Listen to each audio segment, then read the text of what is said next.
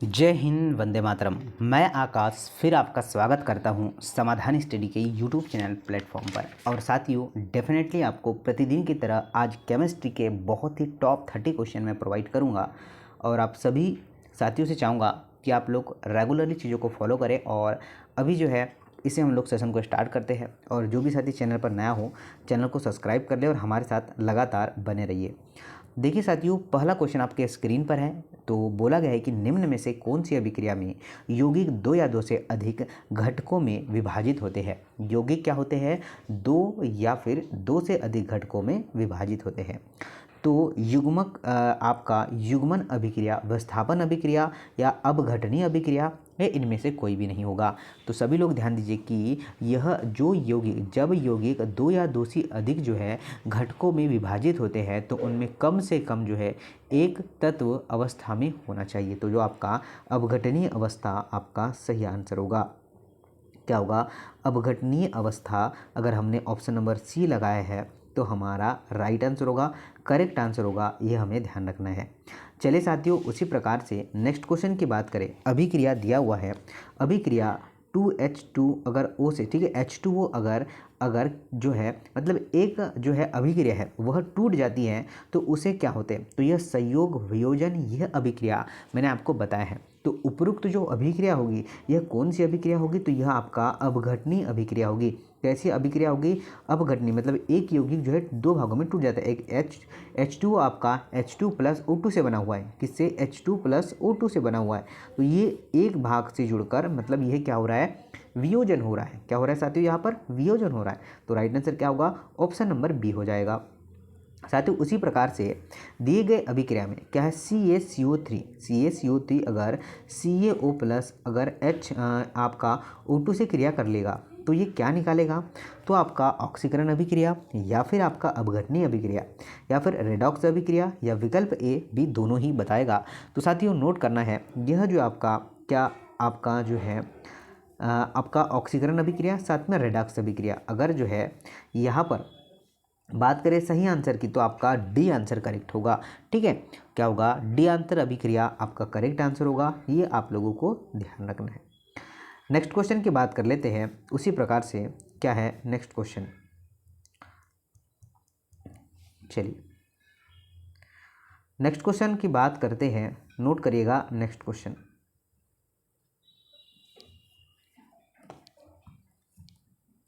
देखिए साथियों, क्या दिया है?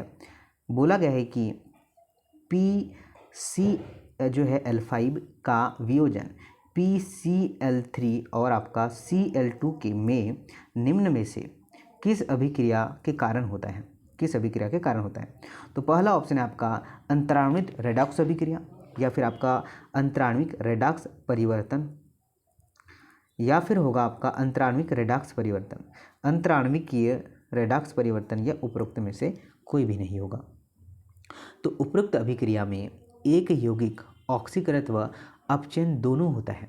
इसलिए हम लोग देखिए P जो है, ठीक है, क्या बनाएगा? PCl5 से क्या बनाएगा? P जो है पोटेशियम क्लोराइड का जो है आपका PCl3 और आपका जो है आपका क्लोरीन को मुक्त करेगा। तो जो आपका राइट आंसर होगा यह अंतराण्विक रेडॉक्स अभिक्रिया कहलाएगी। कौन सी अभिक्रिया होगी? यह अंतराण्विक रेडॉक्स अभिक्रिया कहलाएगी। यह हमें नोट डाउन करना है। नेक्स्ट क्वेश्चन देखते हैं। दी गई समीकरण में अगर यहाँ पर M जो है MN2O7 क्या बनाता है? दो भागों में टूट जाता है। एक बनाएगा MnO2, साथ में ही O2 को अगर यहाँ पर मुक्त करेगा तो यह क्या कहलाएगा? तो यह जो है क्रमशः अंतराण्विक रेडॉक्स अभिक्रिया और साथ में अंतराण्विक जो है रेडॉक्स एक आपका अभिक्रिया कहलाएगा। अंतराण्विक और आपका अंतर आणविक दो होगा। ठीक है, एक आपका अंतराण्विक और एक अंतर आणविक। राण्विक और आणविक दोनों अलग अलग है। आगे बढ़ते हुए नेक्स्ट क्वेश्चन पर चर्चा कर लेते हैं। क्या क्वेश्चन दिया है कि दी गई अभिक्रिया CuSO4 अगर जिंक के साथ क्रिया करती है तो आपको ये कौन सी अभिक्रिया है? ठीक है, ये कौन सी अभिक्रिया है? तो धातु विस्थापन अभिक्रिया है या फिर अधातु विस्थापन अभिक्रिया या फिर धातु योगात्मक अभिक्रिया है या फिर अधातु योगात्मक अभिक्रिया है। तो साथियों नोट करिएगा, ये होगी आपकी धातु विस्थापन अभिक्रिया। क्या होगी साथियों? धातु विस्थापन अभिक्रिया। ठीक, तो जो आपका राइट आंसर होगा वो हो जाएगा ऑप्शन नंबर ए होगा। निम्न में से कौन सा तत्व ठंडे जल में सभी क्षारीय धातुओं द्वारा विस्थापित होता है? ऑक्सीजन होगा, हाइड्रोजन होगा, विकल्प ए दोनों, या फिर इनमें से कोई भी नहीं होगा। क्या हो सकता है? तो सभी क्षारीय धातु व क्षारीय मृदा धातुएं जो होगा वह आपका हाइड्रोजन होगा। क्या होगा? Hydrogen is a right answer. क्या हमारा right answer option number B होगा क्या? जी हाँ साथियों, right answer option number B होगा। निम्न में से कौन से तत्व अच्छे जो है आपका अपचयनकारी होते हैं? तो कौन से? लिथियम, सोडियम, पोटेशियम भी होगा, मतलब डी आंसर करेक्ट होगा। ठीक है, ऑप्शन नंबर ए और ऑप्शन नंबर बी दोनों ही आपका करेक्ट आंसर होगा, ये आप लोगों को ध्यान रखना है। नेक्स्ट क्वेश्चन की अगर बात कर लेते हैं, दिया है कि अगर Zn, ठीक है, जिंक अगर Hc हाइड्रोजन क्लोराइड के साथ क्रिया करके जो जिंक क्लोराइड और आपका H2O को मुक्त करेगा, तो वैसे सेकेंड अभिक्रिया में भी सिमिलर चीज़ें दिया है। तो अब देखिए यहाँ पर बोला गया है जो है हाइड्रोजन का विस्थापन होता है। क्या होता है साथियों? यहाँ पर हाइड्रोजन, ऑप्शन नंबर जो है डी, तो डी जो है ये यहाँ पर आपका राइट आंसर हो जाएगा कि हाइड्रोजन का विस्थापन हो जाएगा। नेक्स्ट की बात कर लेते हैं कि जब मैग्नीशियम व आयरन, क्या है, जब मैग्नीशियम व आयरन भाप से अभिक्रिया करता है तो उत्पन्न होता है। अगर भाप से क्रिया करेगा तो क्या उत्पन्न होगा? ये हमें बोला गया है H2 या फिर O2। H2 होगा या फिर O2 होगा, ये आप लोगों को बताना है। तो नोट करिएगा, आपका जो राइट आंसर होगा क्या ऑप्शन नंबर ए होगा, क्या H2 होगा। ठीक है, क्या होगा? ऑप्शन नंबर ए आपका करेक्ट आंसर होगा, राइट आंसर होगा। नेक्स्ट क्वेश्चन की बात कर लेते हैं, क्या दिया है? निम्न में से कौन सी अभिक्रिया भाप से अभिक्रिया नहीं करती है? कैडमियम व मैग्नीशियम जो है, कैडमियम और आयरन, टीन और कैडमियम, या मैग्नीशियम और टीन होगा। तो कैडमियम और टीन, क्या साथियों, जो कैडमियम है और जो टीन है वह कम अभिक्रियाशील होती है, इसके कारण भाप क्रिया नहीं करती है। तो ऑप्शन नंबर ए जो है क्रिया नहीं करती है। आगे बढ़े क्या, सभी साथियों से मैं चाहूँगा कि सेशन को देखने के बाद शेयर किया करें, चाहे व्हाट्सएप ग्रुप में, चाहे इंस्टाग्राम में, जो भी आप लोग सोशल अकाउंट चलाते हैं। निम्न में से कौन सी धातु HCl हाइड्रो जो है क्लोरीन हाइड्रोक्लोराइड के साथ अभिक्रिया नहीं करती है? तो ऑब्वियसली पहला जो है क्वेश्चन कैसा पूछा गया था, तो आपका सिल्वर और गोल्ड, कैडमियम और टीन है, मैग्नीशियम, कैल्शियम और मैग्नीशियम, आयरन और जो है सिलिकॉन, ये भी सही है, ये आपको ध्यान रखना है। नेक्स्ट क्वेश्चन की अगर बात कर लेते हैं, आवर्त सारणी में 17वें, क्या साथियों, आवर्त सारणी में 17वें वर्ग के तत्वों का ऑक्सीकरण सामर्थ्य जो है घटना है। तो क्या है? तो वर्ग जो 17 में आयोडीन, जो इसमें आपको पता है fluorine, chlorine, bromine, iodine, astatine, इस तरीके से आते हैं ना, तो ये करेक्ट आंसर होगा। ठीक है, फ्लोरीन है, क्लोरीन है, ब्रोमीन है, आयोडीन, एस्टेटाइन, ये सभी लोग आते हैं, तो ये आंसर करेक्ट होगा। नेक्स्ट क्वेश्चन की अगर बात करें, आपका जो है फास्फोरस, सल्फर व क्लोरीन आपका असमानुपातन अभिक्रिया दर्शाता है। अम्लीय जो है माध्यम में, क्षारीय माध्यम में, उदासीन माध्यम में, या विकल्प ए और बी दोनों में ही। तो फास्फोरस जो है, सल्फर तथा क्लोरीन क्षारीय माध्यम में जो है आपका असमानुपात दर्शाता है। तो जो राइट आंसर है साथियों, क्या क्षारीय आंसर होगा क्या? ठीक है, राइट आंसर क्या होगा? क्षारीय माध्यम। क्या आंसर होगा? क्षारीय माध्यम इज अ राइट आंसर, ये आपको ध्यान रखना है। निम्न में से कौन सी अभिक्रिया विरंजककारी जो है अभिकर्मक के निर्माण को दर्शाती है? तो क्या दर्शाएगी यह? तो यह आपका होगा ऑप्शन नंबर सी, क्लोरीन जो है आपका ओ जो है OH से क्रिया करके ये बता देगा। ठीक है, नेक्स्ट क्वेश्चन की अगर बात कर लेते हैं, तो क्या दिया है कि निम्न में से कौन सी हैलोजन आपका असमानुपातन नहीं देती है? फ्लोरीन है, ब्रोमीन है, या फिर क्लोरीन है, या फिर आयोडीन है? क्या हो सकता है? तो फ्लोरीन जो है आपका असमानुपात नहीं दर्शाती है। क्या है आपका? फ्लोरीन। तो राइट आंसर क्या होगा? फ्लोरीन आपका करेक्ट आंसर होगा साथियों। क्या होगा? फ्लोरीन आपका करेक्ट आंसर होगा, यह हमें नोट करना है। नेक्स्ट क्वेश्चन की बात करें, तो देखिए क्या दिया है, बोला है कि सफ़ेद फास्फोरस को जो है जलीय NaOH, क्या है आपका NaOH के साथ अभिक्रिया करने से आपका फास्फीन जो है फास्फोरस युक्त यौगिक का निर्माण करती है। यह अभिक्रिया कहलाती है सरल रेडॉक्स अभिक्रिया, या फिर आपका समानुपातन अभिक्रिया, या अपघटनीय अभिक्रिया, या इनमें से कोई नहीं होगा। बताइए। तो साथियों आपका जो राइट आंसर होगा वो होगा आपका असमानुपातन अभिक्रिया, ऑप्शन नंबर बी करेक्ट है। नेक्स्ट क्वेश्चन की बात करते हैं। दिया है कि निम्न में से कौन सी अभिक्रिया असमानुपातन दर्शाती है। तो बहुत ही अच्छा क्वेश्चन है। ऑप्शन नंबर सी KOH अगर क्लोरीन से क्या करेगा तो ये असमानुपातन क्या जो है दर्शाती है। नेक्स्ट क्वेश्चन है कि निम्न में से कौन सा स्पष्टीकरण जो है आपका ClO4 जो है स्पीसीज के लिए असमर्थ मतलब असत्य है।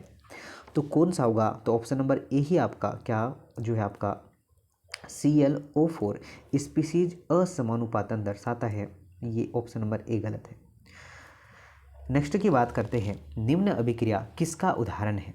तो यह जो एक एग्जाम्पल जो दिख रहा है किसका उदाहरण है, तो यह होगा आपका असमानुपातन। ठीक है, किसका एग्जाम्पल है, ऑप्शन नंबर डी असमानुपातन का एग्जाम्पल है।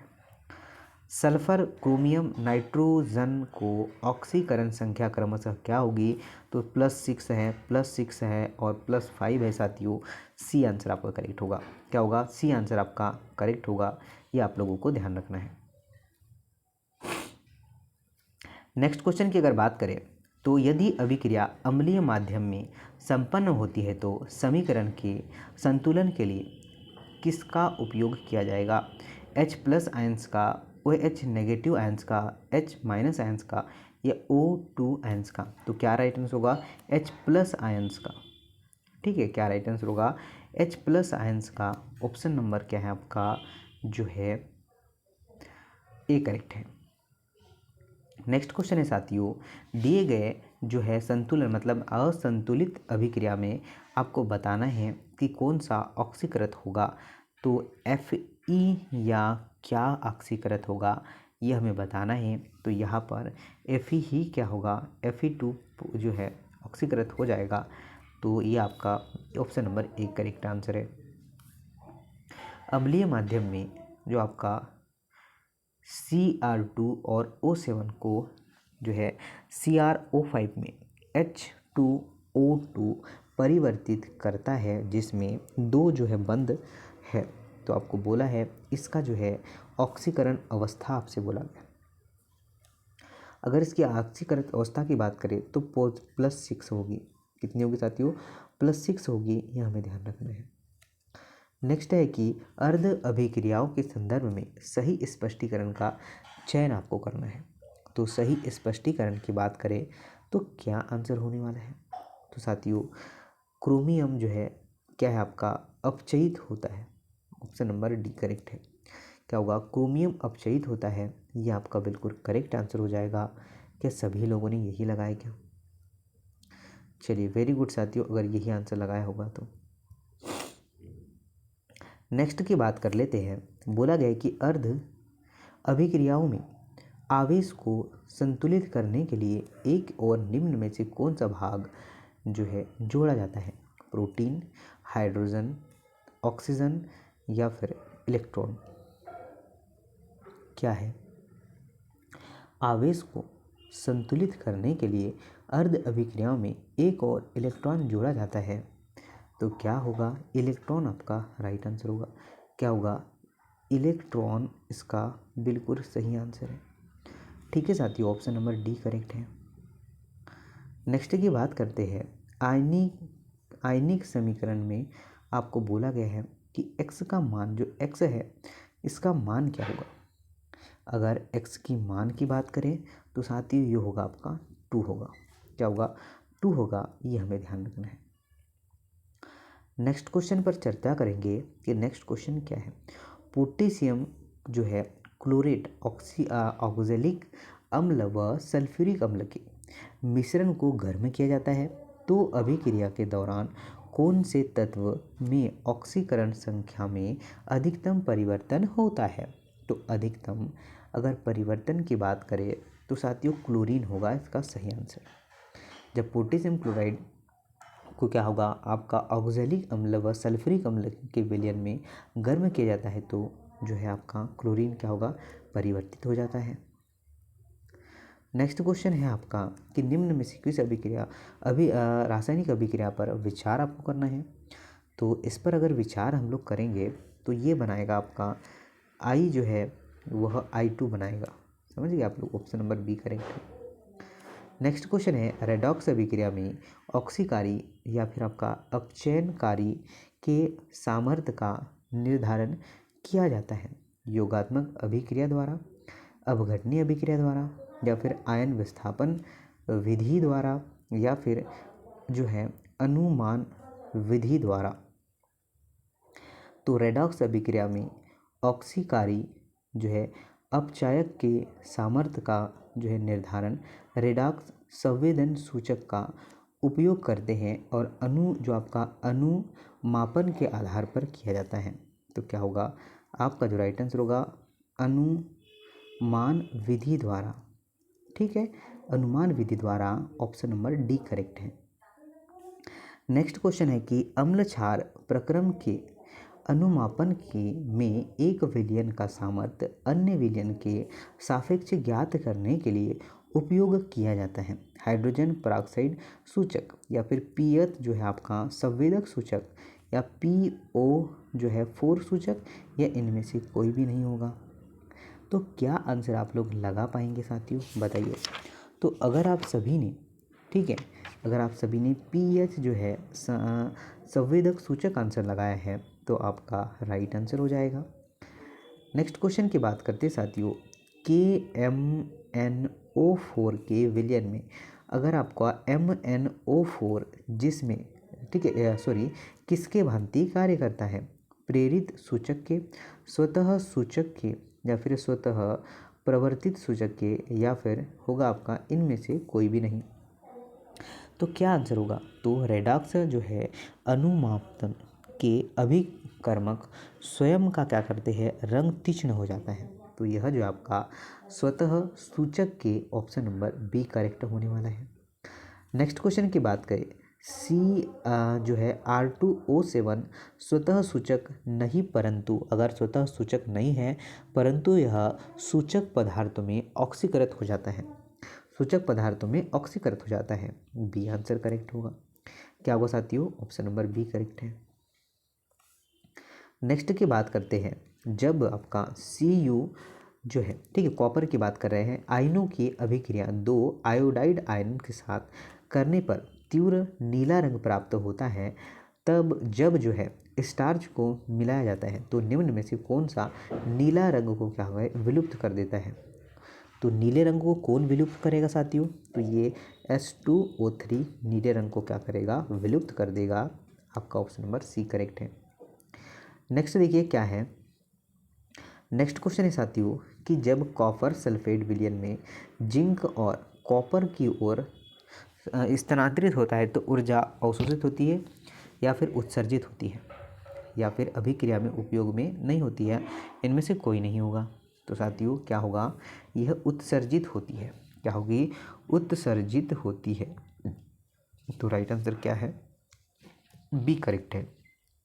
क्या है साथियों, ऑप्शन नंबर बी आपका करेक्ट आंसर होगा। तो साथियों ये थे आपके एक्सपेक्टेड आज की क्लास थी और आई होप आप लोग इसे शेयर करेंगे, और जो भी साथी चैनल पर नए हैं चैनल को सब्सक्राइब कर लीजिएगा और अधिक से अधिक जो है हमारी क्लासेस आपको provided. Thank you very much, जय हिंद।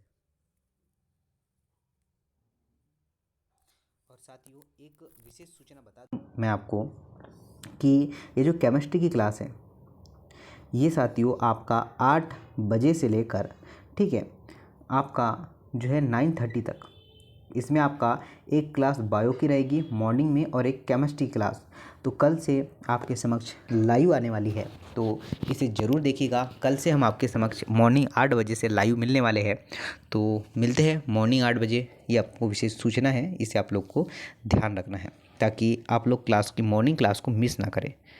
ठीक है साथियों, और जो भी साथी नए हो चैनल को सब्सक्राइब कर लीजिएगा। Thank you very much. जय हिंद।